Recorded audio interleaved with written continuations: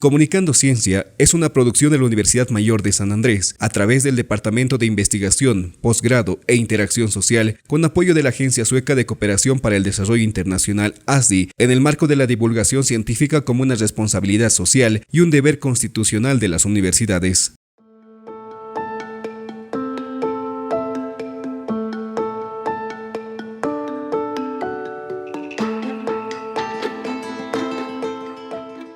Mientras autoridades del Poder Ejecutivo afirman que Bolivia reporta una estabilidad económica con crecimiento, la población boliviana duda de esa percepción, en tanto las instituciones nacionales y organismos internacionales del área económica sugieren ajustes y cambios estructurales.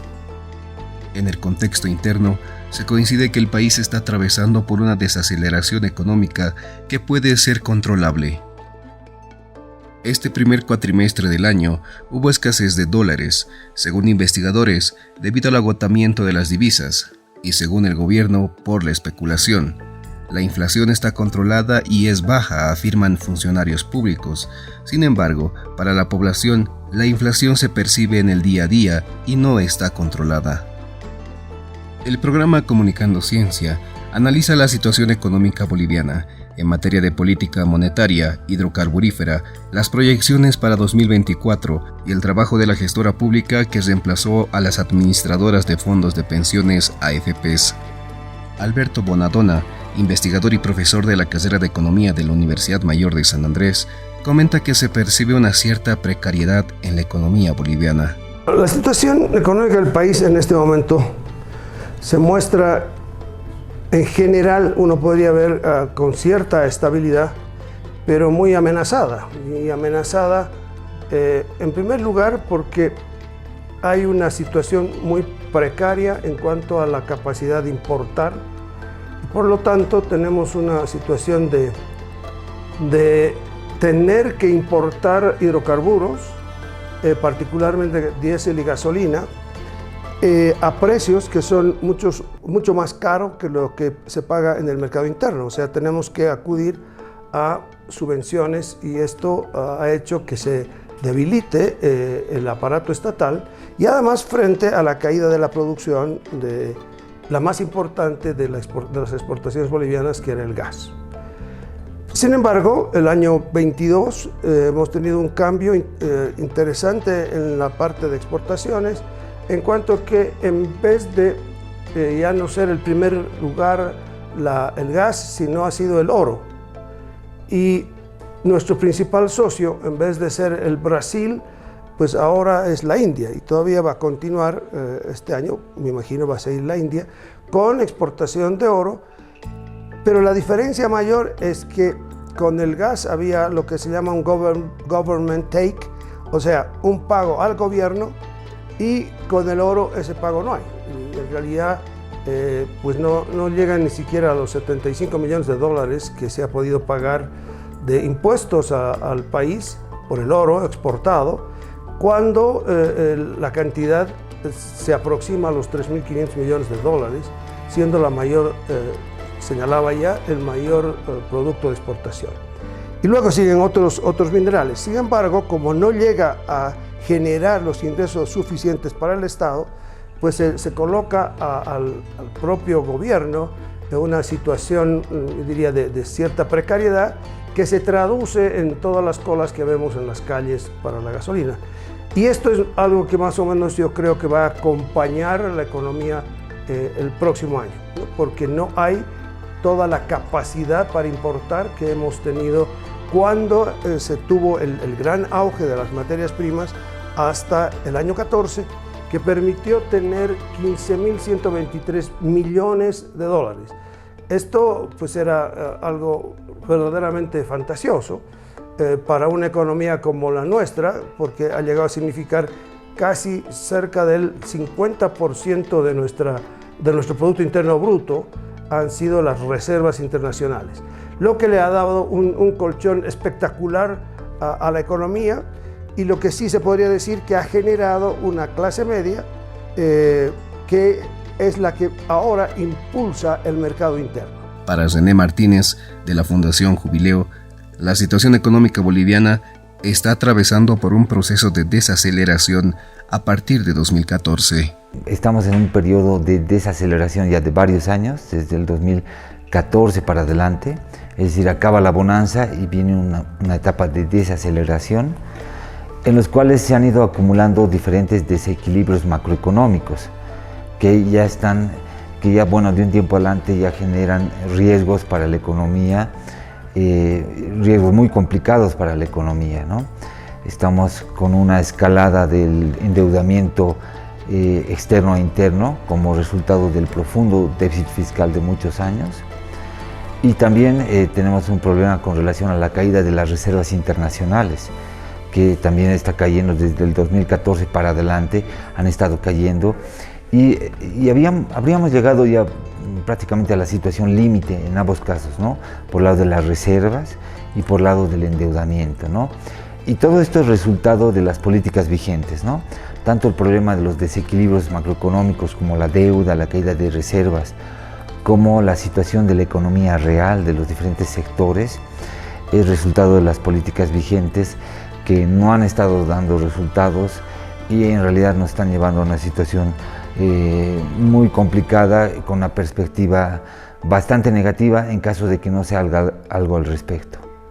Según el análisis del profesor Bonadona, la economía boliviana no presenta la misma dinamicidad que antes del año 2015, por la caída de las exportaciones y la baja en la producción de gas, al destacar que el mercado interno es impulsado actualmente por la clase media.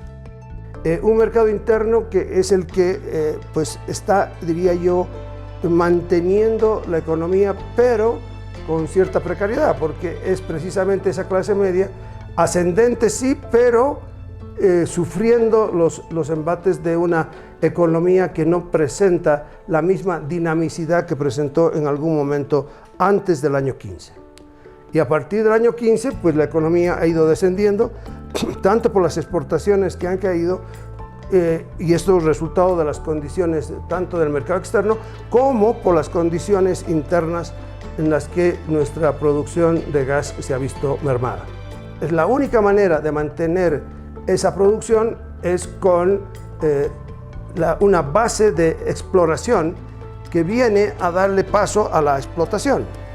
Pero el número de pozos de gas que se ha ido teniendo han ido de caída, y ahora, pues si se habla de 6, parece ser ya mucho, frente a lo que en algún momento pues, se aproximaban a los 25 pozos de exploración.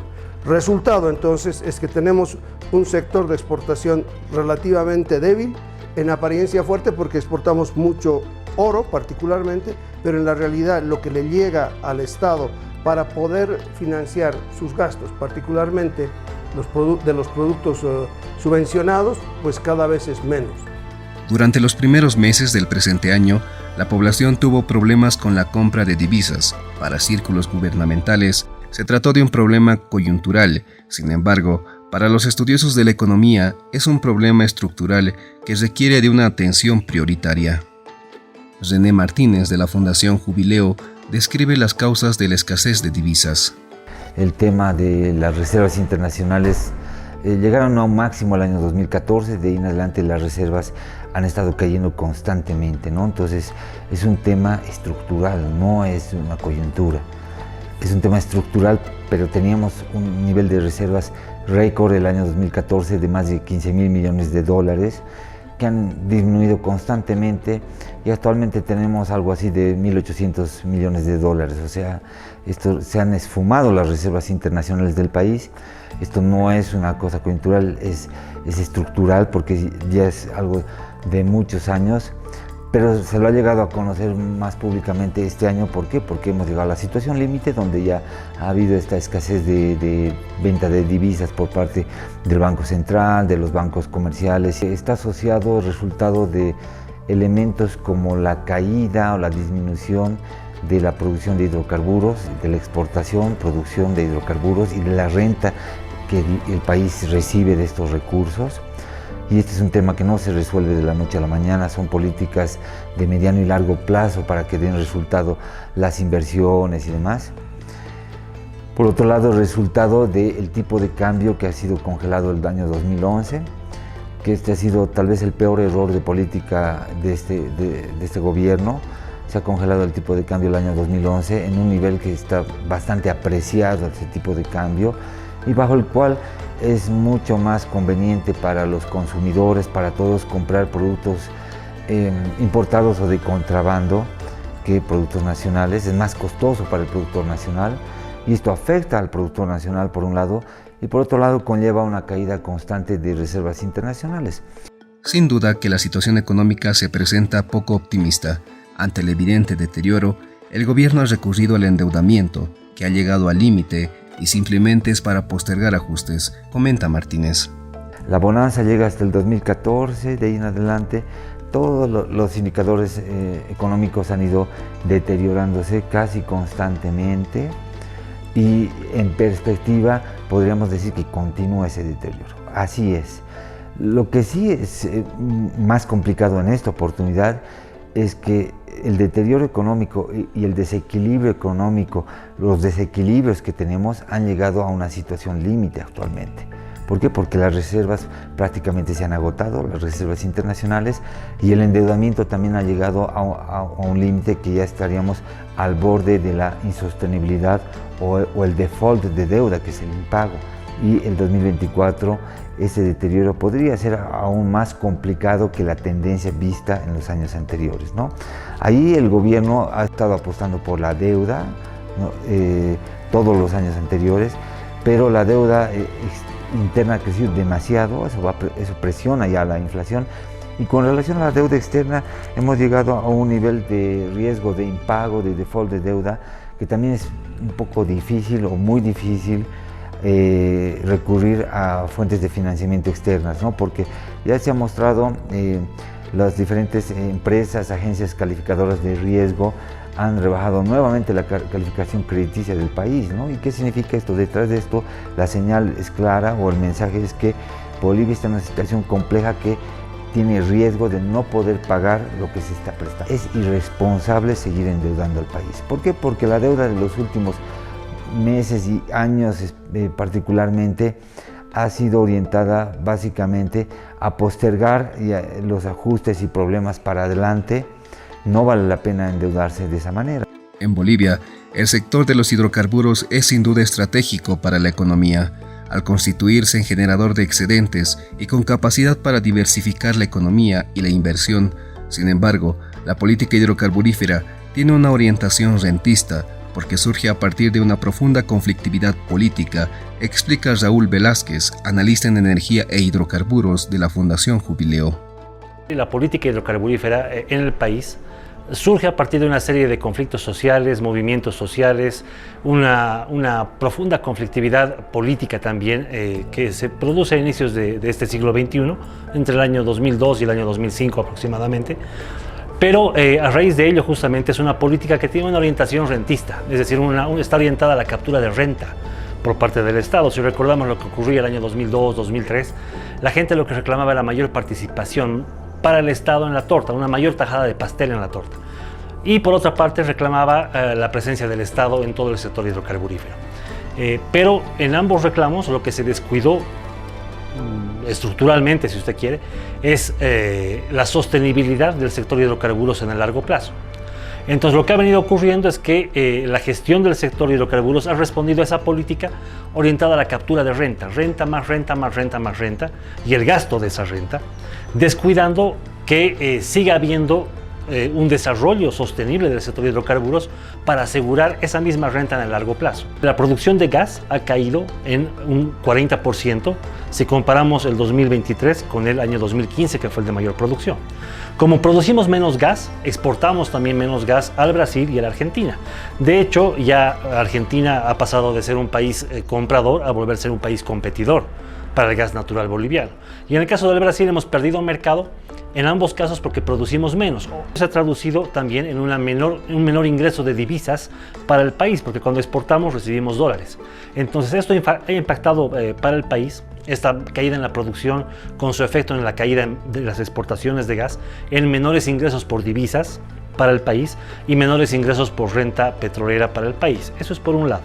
Por el otro lado, también ha caído la producción de hidrocarburos líquidos, en un 50% si comparamos el 2023 con el año 2014, que fue el año de mayor producción. Ambas caídas, tanto de gas, de la producción de gas como de la producción de líquidos, responde a una falta de actividad exploratoria. No se han generado las condiciones para atraer inversión de riesgo que promueva, que desarrolle la actividad exploratoria en el país. Este es un elemento que hay que sin duda considerar. Pero en el caso de líquidos, esta caída de un 50% en la producción de líquidos le obliga al país, como no producimos lo que el mercado interno demanda y viene cayendo esa producción, a importar cada vez más. Entonces importamos cada vez más gasolina y más diésel. Y a ello hay que sumarle un segundo problema. El segundo problema es que el parque automotor en Bolivia ha venido creciendo significativamente en los últimos 10 años, por lo menos, en un 206%.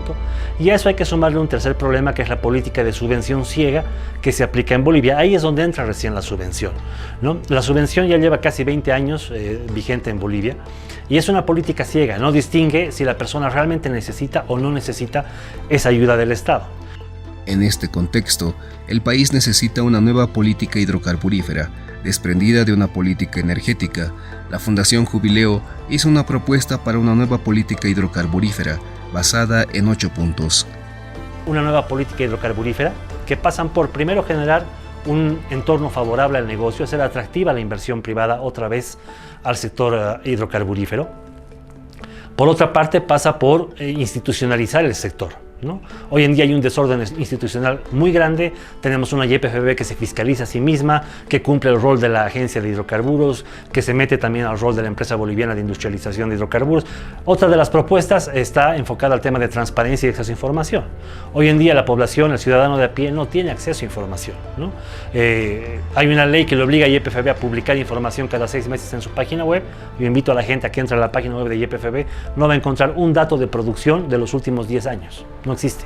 Seriedad al país y le devuelve seguridad jurídica tanto a las poblaciones indígenas y comunidades que habitan los lugares donde se hace exploración o explotación de hidrocarburos, como a las empresas que invierten. Otra de las propuestas está focalizada al tema de contratos, al contenido de los contratos de exploración y explotación de hidrocarburos. La ley debería establecer aspectos mínimos en ese sentido, entre ellos fortalecer el tema de seguridad jurídica. Somos un país que ha intentado nacionalizar 3 veces. Eso ha generado inseguridad jurídica, ¿no? El resultado de esta política rentista está demasiado a favor del Estado y muy en desmedro de la inversión privada. Entonces hay que buscar un equilibrio nuevamente entre Estado y empresa que hagan atractivo el negocio para ambos, tanto para el Estado pero también para las empresas que buscan una rentabilidad en su inversión. La otra propuesta está enfocada al tema de mercados, ¿no? En el tema de mercados está el tema de la subvención, que es un tema sin duda estructural. Está el tema de gestión de nuevos mercados para el gas natural boliviano. Está Chile, hay que ver qué pasa con Brasil, qué pasa con Uruguay, que pueden ser mercados interesantes para el gas natural boliviano. Y finalmente, como lección aprendida de todo lo que ha pasado en estos 20 y 23 años, el tema del uso de la renta, ¿no? ¿En qué se usa? Hay interesantes experiencias a nivel mundial. El Fondo de Ahorro noruego, por ejemplo, ¿no? Ahorrar en épocas de vacas gordas para cuando vienen estos contraciclos de vacas flacas, en los que se requiere tener un ahorro, un colchón, ¿no es cierto?, para amortiguar las volatilidades de los precios internacionales de los hidrocarburos que nos afectan a nuestro precio de exportación de gas natural. Y por otra parte, fondos de diversificación económica, ¿no? Utilizar una parte de la renta petrolera para diversificar otros sectores de la economía. Para Alberto Bonadona, profesor de la UNSA, no se ha generado un producto de exportación que supla la caída del gas y no se ha generado una política efectiva para promover la inversión en actividades exploratorias con potencial hidrocarburífero. Un producto de exportación que supla la caída del gas. Podía haber sido la parte minera, pero la parte minera no llega a tributar lo que se necesita para fortalecer a un gobierno que gasta en abundancia. Y los otros sectores que podrían suplir esto, particularmente desde mi perspectiva el turismo, pues lo que ocurre es que no se le da el impulso que podría recibir, y además al no recibir ese impulso tampoco genera todo el potencial que tiene. No ha habido la posibilidad de que el turismo supla la caída de las exportaciones en Bolivia, porque porque el actor principal es el sector privado en este sector, pero podría generarse mucha más actividad si el sector público le diera un apoyo y un impulso mucho mayor. Cuando la economía agoniza, surge la recurrente discusión sobre la subvención al precio de la gasolina y el diésel para el consumidor final. En criterio de los economistas, la subvención es cada vez más insostenible por los altos costos para la economía nacional que generan un creciente déficit fiscal, puesto que el Estado gasta cada vez más recursos económicos para mantener esta política. El gobierno compra gasolina y la vende a un precio mucho menor de su valor, dice Velázquez, al subrayar que desde 2002 Bolivia es importador de hidrocarburos. Y lo que ocurre es que el Estado compra, el gobierno compra un combustible hoy en día a un promedio de 10 bolivianos el litro y lo vende en el mercado interno a 3,74 si es gasolina y a 3 bolivianos con 72 si es diésel. Quiere decir al 38% de su valor, ¿no? Entonces, y la diferencia la cubre el Estado, ¿no? La pagamos todos a través de nuestros impuestos. Entonces, tenemos un doble problema. Por una parte, una producción de gas que viene cayendo, ¿no? Con su efecto en menores divisas para el país y menor renta. Una producción de líquidos que también viene cayendo, pero que le obliga al país a importar cada vez más combustibles.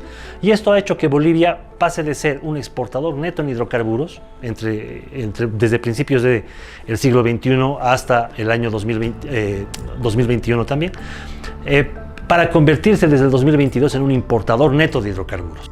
En criterio de Velázquez, no se prevé el levantamiento de la subvención en 2024, al mencionar necesaria una política de refocalizar la subvención. La subvención es un problema que está vigente en Bolivia desde hace varios años ya. El 2010 se lo identificaba ya como un problema y producto de ello es que el gobierno del expresidente Evo Morales intentó quitar la subvención mediante un decreto supremo el 26 de diciembre del 2010. En ese momento se intentó retirar la subvención de golpe, mediante una política de shock, retirar toda la política de subvención. Además, dentro de estos 10 años, desde que se intentó quitar la subvención hasta la fecha, ha habido un incremento de un 206% en el parque automotor. Hoy en día hay cerca de 2.493.000 vehículos legalmente registrados en Bolivia. Entonces, el problema ha crecido sustancialmente. Y si vemos de cuando inició la subvención inicia el año 2004 con 491.000 vehículos. Es decir, que el parque automotor se ha multiplicado por 5 en el país. Entonces, el problema ha crecido significativamente, ¿no? Significativamente. Eso hace prever que el año 2024 no va a haber un intento propiamente dicho de quitar la subvención, pero desde el punto de vista de Fundación Jubileo sí debería haber una política de refocalizar la subvención. ¿Qué significa refocalizar la subvención? Es decir, focalizarlo, mantener la subvención por un tiempo más al sector público, al sector del transporte público, ¿no? Principalmente. ¿Por qué? Porque al mantener la subvención al sector transporte público no afectamos el bolsillo del ciudadano de a pie que utiliza transporte público todos los días. Y además que es un grupo poblacional que utiliza la gasolina o el diésel como insumo básico para su actividad económica. Sin embargo, para el resto de la población, establecer precios diferenciados. ¿En función de qué? En función del modelo del vehículo, del año del vehículo, de la cilindrada del vehículo y de la actividad económica a la que se dedica el vehículo. Pero no solo es eso. Si una persona paga un precio diferenciado, deberá acceder por un combustible de mejor calidad. Y obviamente si una persona paga un precio diferenciado, debería poder acceder a un combustible de mejor calidad también. Eso obliga a que en el mercado se introduzcan combustibles de distintos octanajes, de diferentes calidades, que vayan de acuerdo a ese precio. Entonces, creemos que debería buscarse una forma gradual de salir de esta política, que ya lleva 20 años, por lo tanto es muy difícil abandonarla de forma abrupta. En Bolivia, se ha confundido política hidrocarburífera con política energética, dice Velázquez. Hemos confundido política hidrocarburífera con política energética. Es decir, que la política energética en Bolivia en los últimos 20 años se ha limitado al sector hidrocarburos principalmente. Y incluso el sector hidrocarburos, la política hidrocarburífera, ha sido limitada a la política del gas. Entonces las consecuencias las vemos hoy. ¿En qué sentido? Primero, en que el año 2022 el 64% de la electricidad ha provenido de termoeléctricas que funcionan con gas natural. No ha habido una política energética orientada a desarrollar las hidroeléctricas o las energías renovables no convencionales como la solar, eólica, biomasa, geotermia que tiene el país. ¿no es cierto? Entonces, no ha habido una política energética propiamente dicha orientada a desarrollar estas otras fuentes de energía. Eso ha generado una dependencia energética al sector hidrocarburos. En Bolivia, cerca del 81% de la energía, si consideramos toda la energía, gas, diésel, GLP, electricidad, toda la energía, 81% del consumo de energía es de fuente fósil. Si lo vemos por sector, el sector transporte consume el 55% de la energía en Bolivia, ¿no? Un solo sector, que es el de transporte, que involucra el público y el privado, ¿no? Entonces ahí tenemos un problema serio y un problema de alta dependencia a la generación de energía. Por otra parte, tenemos un problema de dependencia desde un punto de vista de electricidad al sector hidrocarburos. Tenemos otro problema de dependencia fiscal. Más de un tercio de los ingresos fiscales que recibe el gobierno general dependen de la explotación de hidrocarburos. Entonces, lo que el país necesita en realidad es una nueva política hidrocarburífera, que se desprenda de una nueva política energética, es decir, un paraguas grande que debería ser una nueva política energética, de donde se desprenda una nueva ley sectorial para el sector hidrocarburos y una nueva ley sectorial para el sector de electricidad, ¿no? Eso es algo que el país requiere con urgencia. En los últimos meses, desde el gobierno central se destaca la política de industrialización con sustitución de importaciones a través de varios proyectos productivos. Para Alberto Bonadona, el contexto no es simple, porque no se trata solo de almacenar, sino sobre todo tener la capacidad de producción que todo proceso de industrialización demanda. De que existen 43 proyectos de parte del Estado que serían los puntales para esta supuesta sustitución de importación. Pero entre estos proyectos están algunos que son relacionados, yo diría, con una capacidad de producción que podría llegar a ser importante, pero en mucho tiempo, pero que no son de sustitución de importaciones, como es, por ejemplo, el hecho de construir silos para soya, para maíz. Claro, importamos también maíz, pero lo que habría que ver es que si estamos impulsando la cantidad suficiente como para dejar de importar el maíz. Y para esto se requiere tener una agricultura muy productiva y que sea lo suficientemente competitiva con la importación de esos granos. No solamente tener la capacidad de almacenar, sino la productividad necesaria y la capacidad de producir en terrenos aptos para ello. Otros procesos de industrialización, digamos la urea. De nuevo, este es un producto que no se puede impulsar de forma seria y profunda, porque la urea es un derivado, la forma que estamos nosotros produciéndola es un derivado del gas. Y lo que ahora menos tenemos es el gas. Y otro proceso de industrialización que se habla en este proceso de sustitución de importaciones podría ser el mutún. Pero el mutún tiene como fuente de energía el gas. Por cierto, la materia prima está en el mutún, en la zona del mutún. Pero para llegar a hacer una fundición que produzca acero, por lo menos el acero que se dice que se va a producir para la construcción, se necesita gas. Y todo el proceso tendría que ser lo suficientemente competitivo como para hacer que ese producto sea más barato que el producto brasilero o argentino, lo cual me temo no va a ser así. Todo lo que muestra va a ser que su estructura de costos va a ser más elevada que el producto importado. Por lo tanto, para que nosotros podamos consumir ese producto, o se va a tener que colocar aranceles que prohíban o hagan prohibitivo o hagan más caro el producto importado, pues subvencionar de nuevo el producto producido en el mutún. Entonces, yo no acabo de ver claramente que haya un proceso enérgico, claro, sólido en el aspecto de sustitución de importación. Un tema de preocupación para la población, especialmente para los jubilados que perciben sus rentas a través de la gestora pública de la Seguridad Social de largo plazo, es el trabajo de esta entidad pública creada mediante Ley 065 de pensiones del 10 de diciembre de 2010. El investigador de la OMS, Alberto Bonadona, se refiere a la situación de la capitalización individual, es decir, al ahorro de cada persona para pagar su pensión al momento de jubilarse. En lo esencial no ha cambiado, dice Bonadona. O sea, lo esencial, ¿qué es? Lo esencial es lo que se llama la capitalización individual. La capitalización individual significa que cada persona hace su propio ahorro para pagarse su pensión. Ahora, ese ahorro lo administra una entidad que puede ser pública o privada. En nuestro caso ahora es pública, antes era con 2 entidades privadas, y en ese sentido lo que tiene que hacer la administración invertir esa plata para que haya un recurso adicional a los aportes y así financiar la pensión de jubilación. Por ejemplo, el hecho de que solamente ahora se cobre como comisión el 0,5% a cada trabajador para que se dé todo el pago de la administración de las pensiones, tanto el cobro de las cotizaciones, la inversión de estos recursos y después el pago ya de la pensión, del monto jubilatorio, pues se ha reducido a un 0,5%.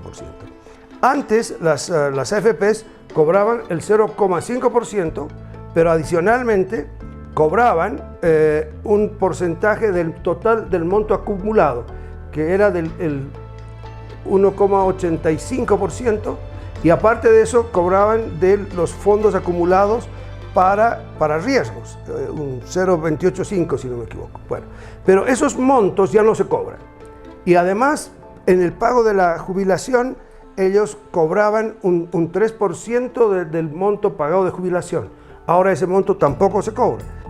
Sin embargo, en criterio del profesor universitario, se debe trabajar en la transparencia del manejo de los recursos de la capitalización individual, al mencionar que en la época de las AFPs intervenía la bolsa de valores. En las transacciones actualmente no interviene la bolsa de valores y puede generarse potenciales manejos discrecionales. En la actualidad, el proceso de inversión se ha vuelto mucho más transparente, pero a la vez ha generado otro riesgo. Y cuando digo más transparente, ahora se hace algo así como que la banca y el Estado ofrecen una tasa de interés para llegar a obtener los fondos que administra la gestora, y la gestora decide comprar los bonos que ofrecen las más altas tasas de interés. Sin embargo, ahí se ha generado de pronto una cierta debilidad en otro sentido, y es que todas las transacciones que hacían las AFPs con el sector privado eran transacciones realizadas a través de la Bolsa Boliviana de Valores, o sea, un mercado intermediario que hacía transparente la transacción. En este momento, la transacción que se realiza es directa, o sea, solamente las tasas ofrecidas por la banca y el Estado, el propio Tesoro General de la Nación o el Banco Central, la hace directamente a la gestora. Esta situación de ser ofertas directas, pues abren siempre potenciales manejos discrecionales. Al no estar el mercado de valores intermediando las transacciones, en el pasado ese tipo de relaciones directas generó pues debilidades en la transparencia del manejo de recursos ajenos. Entonces, en definitiva, en este momento la gestora ofrece mejores pagos, si se quiere, lo que cobra como comisiones está en mejores términos. Lo de la gestora ha logrado mejorar las condiciones de rentabilidad por la plata que recibe prestada, ha logrado mejorarla, pero todavía tiene que trabajar, creo yo, mucho en 2 aspectos. Uno, la transparencia, que quede muy claro a todo el mundo cómo se está manejando estos recursos y que no hay una posibilidad potencial de desvío, y luego el incorporar requisitos para el propósito que tienen los recursos que se prestan, tanto el sector privado como el público. En este momento la banca puede prestarse y la gestora no sabe en qué invierte la plata de trabajadores la banca, y lo propio ocurre con el Estado. No se sabe a ciencia cierta a dónde van esos recursos que tienen origen en los bolsillos, en los salarios de los trabajadores formales del país.